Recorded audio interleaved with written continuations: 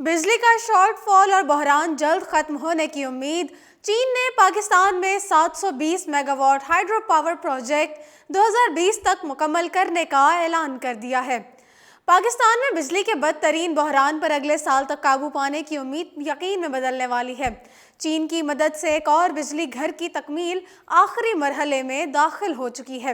تازہ ترین اطلاعات کے مطابق سی پیک کے تحت 720 میگا واٹ پیداواری صلاحیت کا کروٹ ہائیڈرو پاور پروجیکٹ 2020 تک مکمل کر لیا جائے گا۔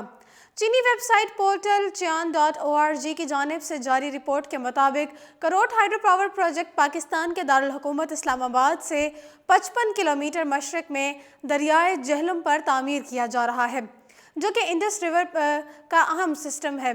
چین پاکستان اقتصادی راہداری منصوبے کے تحت پروجیکٹ کو build on operate transfer system BOOT کی بنیاد پر ترقی دی جا رہی ہے۔ اس کا آغاز 2015 کے اختتام پر ہوا، جبکہ تکمیل 2020 میں ہوگی۔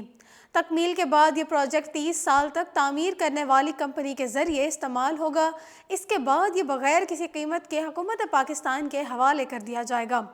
1.74 ارب ڈالر سے تیار ہونے والے اس منصوبے کی بجلی کی پیداواری صلاحیت 720 میگا واٹ ہوگی، جبکہ اوسط سالانہ پیداوار 3.2 گیگا واٹ ہوگی، جو کہ 2017 کے دوران پاکستان کی کل ہائیڈرو الیکٹرک پاور کے 10% کے برابر ہے۔ اس منصوبے کی تکمیل سے پاکستان کو اقتصادی اور سماجی ترقی کے لیے قابل قدر توانائی سپورٹ حاصل ہوگی۔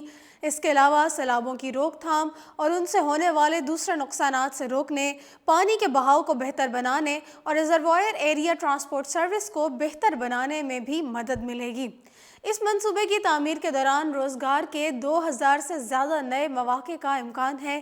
اس کے علاوہ متعلقہ شعبوں میں مربوط اور اعلیٰ درجے کی ترقی ہوگی۔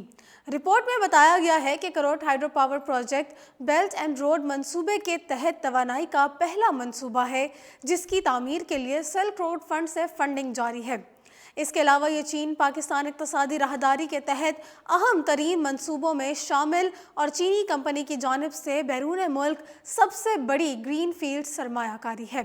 فی الوقت اتنا ہی۔ مزید اپڈیٹس کے لیے دیکھتے رہیے اردو پوائنٹ۔